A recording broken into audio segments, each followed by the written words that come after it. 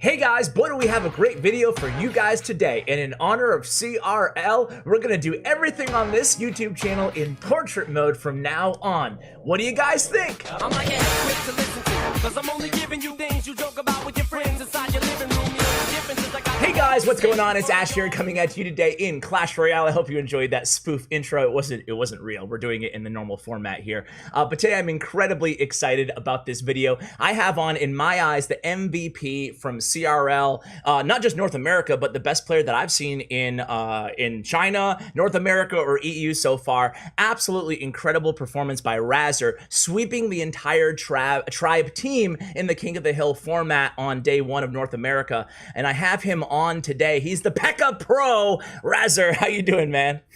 I'm doing great, Ash. How are you? I'm doing fantastic, dude. And I'm so, like, it sounds so cheesy and corny to be like, I'm so proud of you, man. But you did so well. And honestly, going in, maybe you'll agree, maybe you won't, I don't know. But, like, you weren't necessarily the biggest name in North America, but you have proven that you not only belong there, but you're also poised to be a player to look out for as far as, like, you know, I don't want to overreact too much on week one. But, man, you dominated, dude. So congrats. How does it feel? Thank you, Ash. It feels really good because there are a lot of really good pros in NACRL right now, like CMC, my teammates Adrian Piedra and Colton. There's trainer Chris. There's just so many huge names in NACRL, and I'm glad I did well. That's all I gotta say. Yeah, dude, I am too. So you actually beat, in today's video, it's gonna be really fun. You actually beat Oxalate, B-Rad, and J Monty in that order. We're going to review all of those matches. We're going to talk specifically about the Pekka deck that you use throughout the format.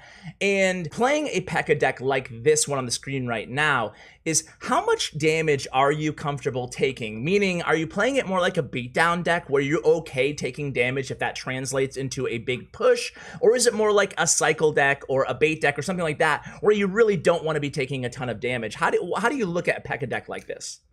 Well, a Pekka deck like this it's interesting because there's a lot of control aspect, you could say, with the Zappies, the E-Wiz. There's also a lot of aggression with the Batarang Bandit. So most of the time, when you're thinking about taking damage, you have to think about how will this benefit me elixir-wise? If I take this damage, how much elixir will I be up? How can I turn that to my advantage? And in this deck, you definitely want the elixir lead because, I mean, say you have 4 elixir and they have 1, a Batarang, they can't stop it, for example. Mm-hmm. So a lot of the times when you're thinking about taking damage, if you can get a really good elixir lead off it, you should tank that damage and set up a nice push, basically. Even if it means losing a tower, like in a beatdown deck where you know you'll be able to make it up? Or is it not that extreme, kind of? Not that extreme. Okay.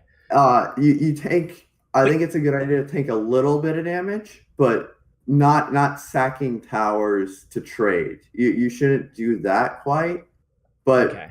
Do it so you can get a nice little elixir lead, basically. Gotcha. So like if there's a solo mega minion coming down the lane, sometimes you'll say, yeah, I'll ignore it rather than spending the 2 or 3 elixir to defend it, something like that. If I don't have a good counter in hand, say I'm up 1 elixir and you had the mega at the bridge, instead of like dropping zappies and going down, I could just kind of let it go, basically. Okay. All right, makes sense to me. So it's kind of in between, it sounds like. Yeah, it's a little in between. The deck, you play it a little passively at the start as well. So. Okay. Well, we'll get into kind of the specifics as we go into these matches. And I kind of want to, if you're comfortable with it, I kind of want to just hand the reins off to you, Razor, and just kind of talk about what was going on through your head and kind of just giving us a little bit of a play-by-play, if that's cool with you. Yeah, that sounds great. All right, let's do it. Let's start with the Oxalate match, and let's just go right into it. 3, 2, 1, play. And this is your first match. First of all, were you really super nervous going into this one? Honestly, I wasn't that nervous because I have been to a live event before at South by Southwest where I also played Tribe at the start. Yeah, dude, you're the Tribe killer. I don't know. Yeah, but I wasn't that nervous. I was really focused though. Okay, good. Not much could faze me, I feel like, at that point. And they're like splitting zappies is always a really like solid start because what happened to your bandit? Yeah, that was amazingly played by Oxalate though. That Yeah. that princess protection was really good, and then he defends it even more. So here I was a little scared, not gonna lie, Yeah. because I am really low on elixir, and his princess is just going ham. But I'm pretty sure he has rocket, and I know his deck very well. So a sub I actually made before starting this game is my teammate Adrian Piedra, who told me to run the deck, said to add Flying Machine instead of Dark Goblin, because usually it does have Dark Goblin. Mm-hmm. And in this match, it's like the key, I think, because Wow. he has rocket instead of fireball, so he has no good way to kill it. And That's true. and later on I abused the fact that he has no way to kill my flying machine. Yeah, and so like halfway into this match, things are obviously not really going well. You haven't done anything, right? Like offensively. Yeah. So talk a little bit about like, are you worried at this point? Or are you okay now? Like in your head? I don't think I'm that worried. I am a little concerned because I haven't done a lot of damage, but I'm pretty sure I can take it in double because again, my flying machine has no way to kill. And when he hogs here, I'm actually feeling really good because it's about to turn double. I have a Pekka down.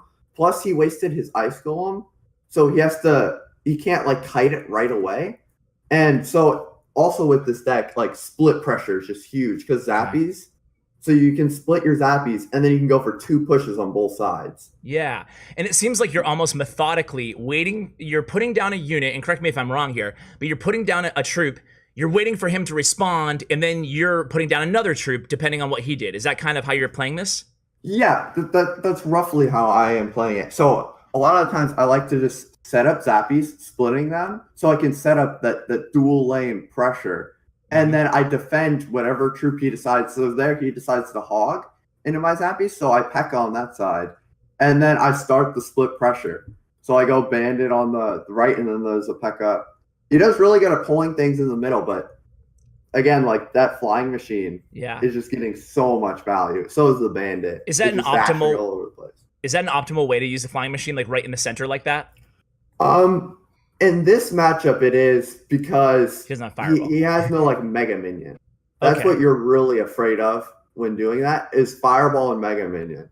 And if he did have a Mega Minion and you're able to take down that right tower, just incredible split lane pressure throughout that match. And you can see you're just like, all right, I got it. One victory, I'm feeling good, right? Yep. So I love the kind of the expressions after these matches, both on the winning and the losing side. But yeah, you did such a good job split lane pressure. And I noticed that you always went, at least in that matchup, you always went with a bandit in the 2 zappy lane and the defending Pekka and a battle ram usually in the other lane. Is that kind of what you do, the bandit in one lane to apply pressure and then just wait to see what they do? Yeah. Also, like, you can battle ram with the 2 zappies and bandit upon the Pekka, but it also depends on your cycle because sometimes you don't have one cycle and the other. But in that matchup, I wanted to bandit on and Pekka on the opposite sides, so he was forced to mini Pekka in the middle where it would go to both of them. But then I could ram behind the Pekka where it's tanking, and he has no way to kill it because he already wasted his mini Pekka. That is really smart. Like it's really kind of a subtle nuance of your play style, like making those really small micro decisions that makes you a pro in me, just a talking head on YouTube. But let's go into match number 2 against B-Rad. Were you nervous going against the great B-Rad? I don't think I was that nervous. I am very good friends with B-Rad. I really like him as a person. We were on Nova together for a while. Yeah. And I had a good idea of what he was going to play as well. That is why I decided to repeat the deck, is because like after first game, I'm like, this deck feels really good. And I'm like, I think I know what B-Rad's going to play. And I felt it was a good counter. All right, well, let's watch it. 3, 2, 1, play. Okay, so before they see his deck, what deck did you think he was going to play? I actually did think it was giant double minions. Interesting. And now, you know, a guy like B-Rad, just kind of going into the competitive side of things, you know that he's known for minor poison. Why didn't you think he'd play that? Mainly because there isn't a lot of like good he likes more minor control decks Mm-hmm. than like for example like minor Pekka or minor Mega Knight. He likes the more control style. And right now there's only really like one with Ice Wiz NATO in like Mm-hmm. minor. But for this King of the Hill, we decided to ban NATO. And Okay. so I didn't think there was a minor control deck that he would just pull out because Tesla, he did like the Tesla version, but that got nerfed. So I didn't think he was going to play it. Okay. And this seems like a comfort deck for him. Gotcha. So I just assumed the comfort deck. Gotcha. And you assumed right. So you have a good Yeah. matchup in this. And talk a little bit about, it seems like you're really aggressive here, honestly. Like early on, you went opposite lane Battle Ram, you went Bandit to distract those minions instead of just taking a couple minions. Talk about why you're playing so aggressive and when you think it's a good idea kind of to pressure. Yeah. So that Bandit, I dropped that because I think tanking the minions was fine. But the reason I dropped that is because, as you might be able to see from his deck, he doesn't have a lot of ground troops. And my Bandit has to be answered with a ground troop or you take a ton of damage. So I like dropping Bandit a lot in this matchup because it forces him to waste one of his 3 ground troops. That's true because you notice he played the Giant as the first play of the game. He played the Miner as kind of a good but panic defensive move, and he had already played the Night Witch, so he had nothing really. So I can see why you did that. Yeah. And then there, I should have waited for the Battle Ram to be closer to the Zappies, so the Zappies could just instantly kill that minions after I zap. But a thing I was afraid of, I remember during the match, is him just fireballing the 2 Zappies in the Battle Ram. Mm-hmm. But then here, I just keep setting up opposite lane pressure so he can't really support that Giant. Because he does have a lot of aerial defense, which is good against my Pekka. Because like the minion horde, the minions can be hard. Because my Pekka can't hit that. So it just does a lot of damage to them. So while he goes in for giant pushes, I try to split and do some pressure so he can't set up that whole big push behind it. Wow, that's really smart. And you're seeing just throughout these first 2 matches here, you're seeing how you're really able to use the pressure to your advantage, especially in what, like you said, kind of playing defense almost through it. So here we go. This is a big push. Yeah, go ahead. Yeah, here was a bit of a mistake. I should have banned it opposite because I knew he had to defend that like Ewiz and Pekka the way he did. So I should have banned it opposite, which was a little mistake. But I do get Elixir lead, and I hit that Battle Ram onto the tower. Yeah, man, that was a really, really nice push. And it seems like you're playing pretty aggressive, but it's really like there's a lot of thought and strategy going into it too. It's not like you're just spamming, you know? Yeah, and with a lot of the times, like here, I fireball just so I can keep my Pekka alive, and he has to waste another more elixir to defend it. And I did it earlier as well, where there's a minion horde on my Pekka and I Ewiz zap because I want to try to keep it alive, so he has to keep defending it. Yeah, and that was a nice giant on that part there. But luckily you have a Zappy still alive, and you have like a little bit of defense here. Are you ever worried in this match or no? Here I actually got a little worried, but then he dropped Night Witch, another Night Witch, and I get a huge fireball there. Yeah, it looks like that was like the only mistake that I've seen him make probably. Yeah, he's been playing insanely well. I also was a little worried of him going in for like giant minor pushes like he is right here. Okay. Because like he can slowly chip out my tower that way. Mm-hmm. So I was a little worried about that. But like right here, I'm feeling in a pretty good position because I'm up a lot of elixir after that. And yeah. So talk us through what's going on right now. You just make contact. He defends with a horde. You can ignore that horde, and you just keep pressuring that left lane. Eventually, you get to the tower. Exactly. Nice. He wasted all of his ground troops, so I felt comfortable sending in a bandit, and he just had no way to defend it. So it seems like in that matchup, you were focused the entire match on what he had in his hand for ground troops. Like that was your main focus, and it makes sense. Nice. Well, let's go right into the third replay here against Jay Monty, who's another really, really good player for Tribe, another underrated guy, I feel like. And let's watch the third replay here in 3, 2, 1, play. And now you go with the same deck again here. Talk us through why again. I mean, obviously you're feeling good, right? Yeah. So the second time I ran it, I'm like, I think B-Rad's gonna run it or run Giant, so I'm gonna run it. And then in this match, I'm like, you know what? That just felt so good. And in the first two, I'm just gonna run it again and see if they can counter it. Yeah, and it obviously worked out for you. Now you started with a battle ram in the back. Is that a common move with this deck? Not really, to be honest. I kind of had an awkward cycle. The best starting move I would say is to split Zappies in the back, but I'm pretty sure I'd like fireballs, like E-Wiz. It was kind of awkward. And then when I saw that ice golem, I'm like, I'll just battle ram in the back and see how he defends it, basically. Okay, all right. So here he kites your Pekka, but you still decide to go in on the right lane there. Nice hunter by him. But your Pekka's going to come back and help out with that as well. Yeah, the Pekka is going on a journey, but he does come back. And it's now, a she, Razor. How dare you? Oh, the she. Your favorite card. I'm sorry. I'm just joking. But you do get to the tower for a lot of damage here. He gets some damage on your tower, though. So what's going through your mind right now?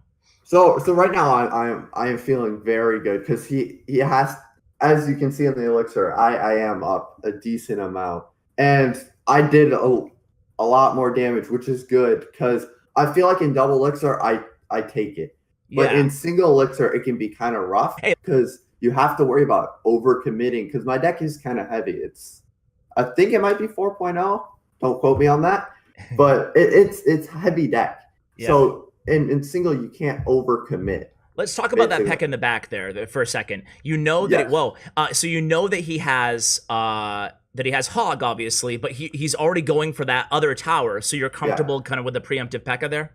Yeah, I knew he didn't have Hog quite in cycle, and I knew I was up a little. Plus, it was about to turn double elixir. So I knew it was going to turn double elixir, and he didn't have Hog in cycle. So I felt confident enough to Pekka in the back, and it paid off. Yeah, it did. And you're able, and you kind of supplemented that push in the right lane there with the Bandit and the Battle Ram as well.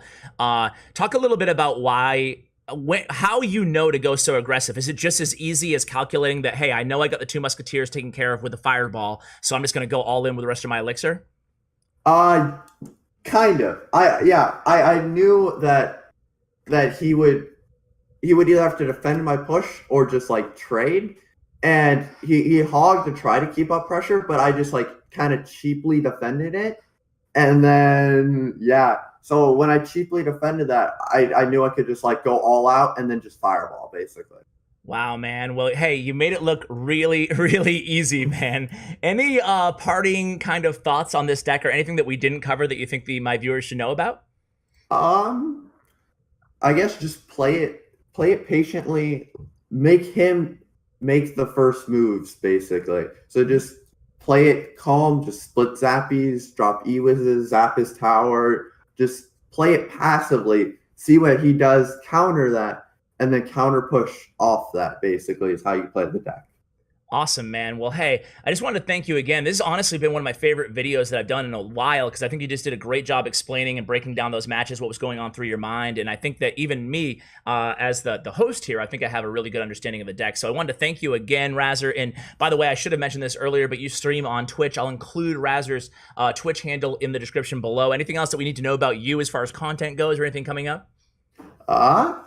Just watch out for CRL. All right, man. We will certainly be watching out and rooting you on, man. Congratulations again, and thanks for coming on the channel.